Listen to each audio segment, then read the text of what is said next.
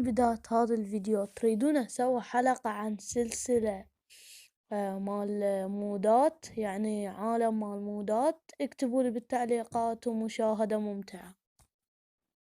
أسبن السيارة، يلا 1 2 3 ورسبنا السيارة. شوف الشكل الفخم، والله شكل فخم.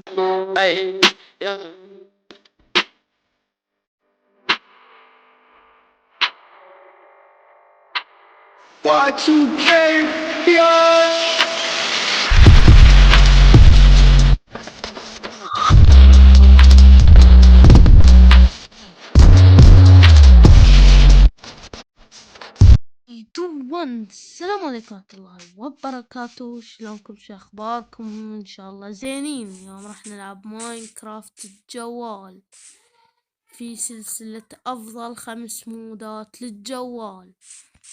طبعا هاي السلسلة سوت افضل 3 مودات، بس بعدين شفت انه ما تكفي فقررت اسوي 5. فقبل بداية الفيديو لايك، اشتراك، تفعيل الجرس، وخلونا نغوص بالمقطع. والمود الأول يا شباب مود راح يفيدكم جدا جدا جدا جدا بالسرفايفل، اللي هو مود تكسير الشجرة بضغطة زر واحدة. هسه حشوفكم شلون تكسروها. تجيبون اكس، اي نوع اكس، اي نوع اكس، راح يفك عليكم ازمة جدا. هذا اذا تجون تكسرون حتقولوا لي ما صار شي، صح، بس راح اقول لكم الشي الحلو. اذا تدوسون شيفت، هاي الدقمة الدائرة تدوسوها، اي هسه صارت. تلزمون اي اكس، تظلون ضاغطين وراح تتكسر يا حبيبي، بلا تعب بلا اي شي. مو تريد اكل، بلا تعب بلا اي شي، بلا بطيخ. قدرنا نكسر شجرة بضغطة واحدة بس. والله مودات جدا جدا جدا مفيدة. هسه حجيب شجرة وارجع. شوفوا يا شباب، وهسه جبت لكم الاشجار. شوفوا بضغطة زر واحدة اضغط شفتوا واكسر بدون اي شي فعليا. شوفوا هسه هذا الاكس اكسر بيه، هذا الاكس الايرون هم اكسر بيه باي نوع يا حبيبي، حتى نوع النذرايت. تخيلوا النذرايت الجديد همين تقدر تسوي بيه. شوف اللاج من قد ما كسرت كومه. فهذا كان المود الاول، وننتقل للمود الثاني يا حبايبي. حبايب جبنا اكل على مود لانجو. والمود الثالث اللي هو مود والله ها آلة تضرب ليزر. هسه تقولوا لي شنو آلة تضرب ليزر؟ ما فهمتنا. هسه اقول لكم كل شي بالتفصيل. هاي الآلة شوفوها، هاي الآلة نحتاجها بشغلتين. هسه اشوفكم. اذا نحطها على الكرافتنج تيبل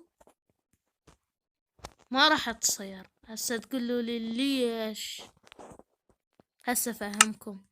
لازم تحتاجون كرافتنج ستيشن.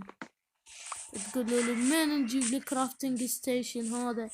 بمجرد ما تحطون كرافتنج تيبل باي مكان بالكرافتنج تيبل تصير. مثلا خلينا نكسر. يلا حنكسر هذا الخشب ونجيب 1 2 3 وهاي الأخيرة. ايه المهم هاي كرافتنج تيبل.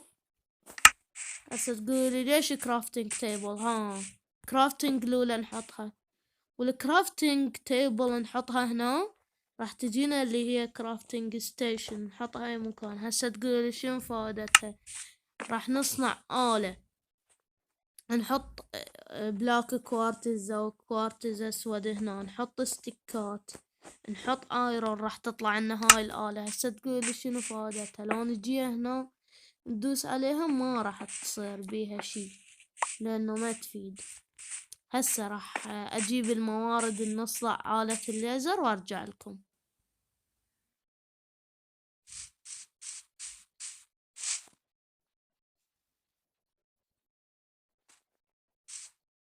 طب جبت موارد صناعة آلة الليزر، وطبعا تصير بالكرافتنج ستيشن ما تصير بالكرافتنج تيبل، فنجيبهن هاي نحطها بالنص اللي سويناها.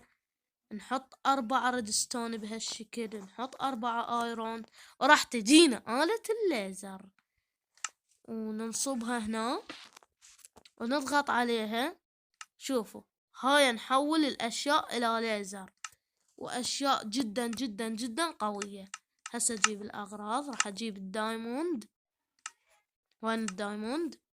هذا الدايموند، هذا الايرون، هذا الفحم، وهذا الإيميرالد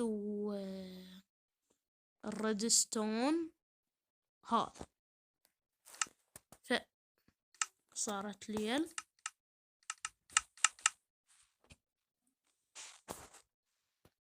ايه راح اسويها سرفايفل. شوفوا هذا دايموند مضروب ليزر يا حبايب. هسه اذا تصنعون دروع منه ما ينصنعن. هسه تقولوا لي ليش نصنعهم بالكرافتنج تيبل؟ اي خل اصنع دروع. لا اي راح اصنع دروع هم ما ينصنعن. هسه تقولوا لي شنو الحل؟ نروح على كرافتنج ستيشن ونصنعهن بشكل عادي يا حبايبي. شوفوا بكل بساطة. هاي دروع الدايموند المضروبة ليزر، نلبسهن بهالشكل. شوفوا شكلنا، والله شكلنا خرافي. هسه اجيب لكم استيكات واسوي سيف وارجع لكم. اوكي ويلكم. بعد ما جبت استيكات وراح نصنع سيف. ايه هذا الكرافتنج ستيشن. راح نصنع سيف دايموند مضروب ليزر. هاي نجربه. هذا الجلitch السيف الكبير مو مني، من الإصدار الجديد اللي نزل قبل يومين. شوف بضربتين قتلت البقرة موتتها. ففتشيك جدا جدا جدا اسطوري. وهسه راح اسوي ايميرالد مضروب ليزر ويصير لابس زازلي هم 27 نقول. وهذا شوفوا، وما اريد احرق عليكم الشغلات، انتو تستكشفوهن حتى يصيرن عليكم احسن. شوفوا دروع الإيميرالد المضروبة ليزر اقوى. شوفوا ايش قد قوية الدروع. شوفوا قوية جدا. راح اسوي سيف إيميرالد. لا مو هنا بالكرافتنج ستيشن. هذا سيف إيميرالد عادي. راح اسوي سيف إيميرالد مضروب ليزر. شوفوا الدمج 8. سيف الدايموند العادي دمجه 7. انتم متخيلين؟ يعني قوي جدا. هسه خل اقتل هذا الخروف النوب. خل اقتله. كان نجيب هالشكل موت. مات بضربة واحدة يا حبايب. وانتو اكتشفوا الشغلات بنفسكم، فاني ما اريد اطول الفيديو وهم ما اريد احرق عليكم، فخليكم ويا المود الثالث. شباب نسيت اقول لكم قبل لا اروح للمود الرابع، ندري هذا انه تقدرون تسوون كل الادوات باداة واحدة اسمها ايوتا، والبتاع كله او شو تسموها اي دونت نو. شوفوا التكسير. هذا المود طلعته بقناتي قبل كم يوم. ايه رجعت لكم يا شباب بالمود الثالث. والمود الثالث هو اقوى مود دروع بماينكرافت. لا حد حبيبي يقول لي اكو اقوى منه. ماكو اقوى منه فعليا. هسوي دي. المهم شوفوا الدروع اشكالهم شقد حلوة.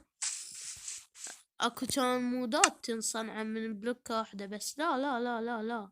شوفوا شوف انواع الدروع، هذا درع الكابلستون، وهذا يمكن اكثر من 28 درع. تخيلوا 28 درع وتقدرون تلعبون بين. هاي دروع ستون، دروع انواع الدروع المنوعة. شوف شكلي شلون صار بالدروع الخرافية، كلها نفس الشي، نفس الصناعة. هذا راح يطلع لكم الخوذة، تنصنع نفس الخوذة، وهذا هيجي والأشياء البقية تستكشفوها بنفسكم، لأن ما أريد يصير الفيديو طويل. وشوفوا الأشياء الأسطورية، شوفوا كل شي اكو. دروع الفحم، دروع السلايم، حتى دروع الرق، تخيلوا. فهذا كان المود الثالث، كل نفس الصناعة. اللي يسأل شلون، هسه اقول لكم. هسه مثلا هذا نقول سلايم، التشست بليت هيك ينصنع نفسه، والخوذة همين هيك، والبوت همين هيك، والبنطلون همين هيك يا حبايب. وكلهن نفس الصناعة، لا حد يقول لي المود مو شغال. هسه تشوفون. فننتقل على المود الرابع. والمود الرابع يا أصدقائي هو مود الأبواب الواقعية. يعني شكونهن يصيرون فخمات. وهذا شوفوا مثلا هذا باب قزاز، تخيلوا باب قزاز. شوفوا ما اقدر افوت لان هذا يشبه الباب الحقيقي. هسه تقول شلون نفوت؟ اذا تضغطون عليه، لا تضغطون عليه ابدا مثل فتح الباب العادي هيك، لا، ظلوا دايسين عليه وينفتح مثل ما جاي تشوفون. هسه سوي لي بيت. المود الثالث يا أصدقاء، لا يا مو الثالث، المود الرابع هو مود الأبواب الواقعية. هسه تقول شنو أبواب واقعية؟ شوفوا الأنيميشن الخرافي، كأنما خزنة حقيقية، وكل هذا ينصنع بالسرفايفل. شوفوا هاي الباب، باب تنفتح كأنما مال جراجة، وهذا والله أبواب أسطورية، وكله ينصنع بالسرفايفل وجلاس، وهذا وحركات وشغلات وكل شي. وشوف نفتح الكرافتنج تيبل، انا كاتب دور. شوفوا الدور يا حبايب، هذا بحلقة احمد اي ار مرة، وهذا بحلقة احمد اي ار همين.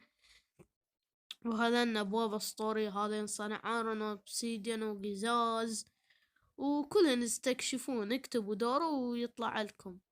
فخلونا ننتقل على المود الخامس والأخير. المود الأخير قبل نهاية الفيديو، هذا المود. هسه تقول شنو هذا المود؟ هذا المود يا حبايب أقوى مود بالعالم، مع سيارات ودراجات وأشياء وكل شي، وينصنع بالسرفايفل. أغلبية المودات دورت بمواقع شلون هذا أجيب مودات سيارات، بس ما لقيت إلا هذا قوي. هذن الأشياء نحطهم بالكرافتنج تيبل وتصير.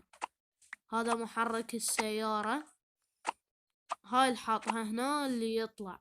هسه شوفكم. هسه إذا نحط 2 ستيكي بستون هنا، وش اسمه،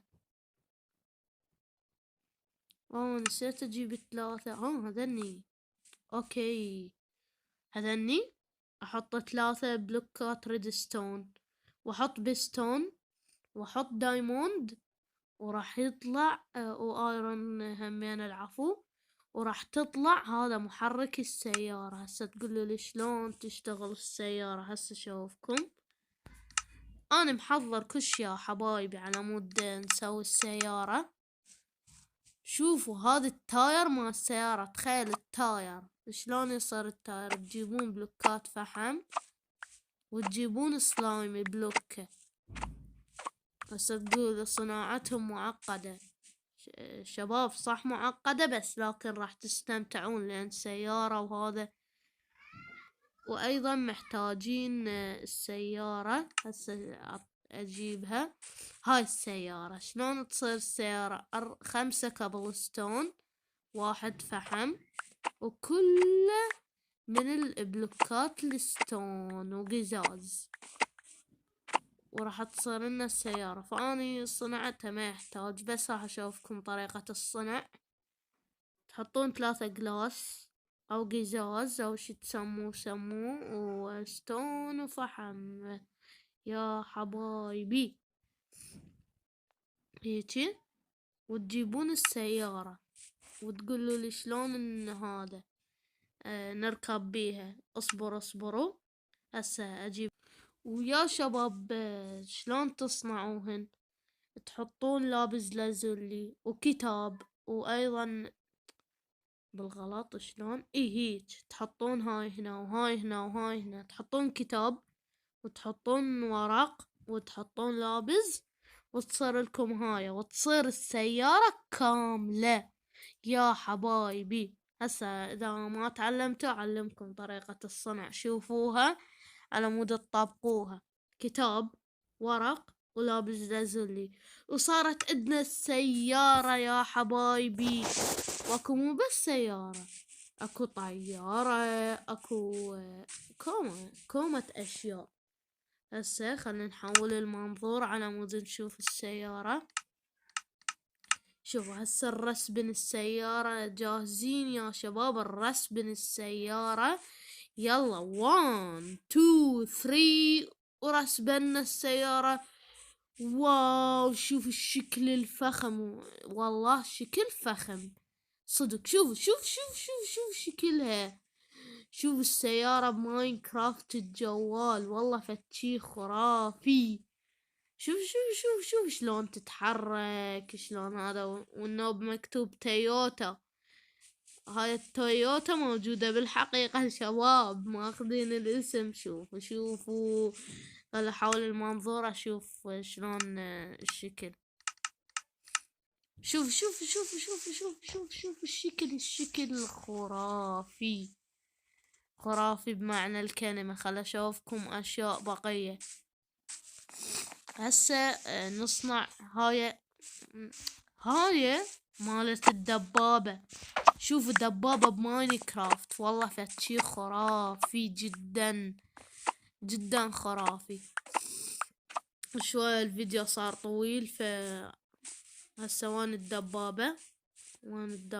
هاي طيارة، هاي ما ادري شنو. دبابة. هسه شلون تنصنع الدبابة؟ هسه اشوف شلون. وصلنا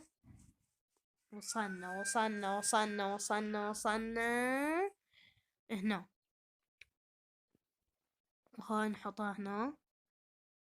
والله الدبابة شلون تنصنع؟ شلون تنصنع الدبابة؟ شيراد الدبابة شلون تنصنع؟ بس اشوف لكم. شباب ان شاء الله اريد اخليها على الفيديو الجاي شرح هذا المود كامل، لانه يعني طال الفيديو كوما والله فما اقدر. فوصلنا الى نهاية حلقتنا لليوم، اتمنى تكون عجبتكم. سوينا هاي السيارة، سوينا دروع وشغلات كميلة علقت جميلة جدا بهذا الفيديو. سوينا آلة الليزر، وهذا لا تنسون تضغطون احلى لايك وتشتركون بالقناة، وايضا اكتبوا لي تعليق حلو. وتريدون انزل الفيديو الجاي سلسلة جديدة بالقناة بيها مودات تصير عالمي، واكتب اسماء المشتركين. فمع السلامة، باي.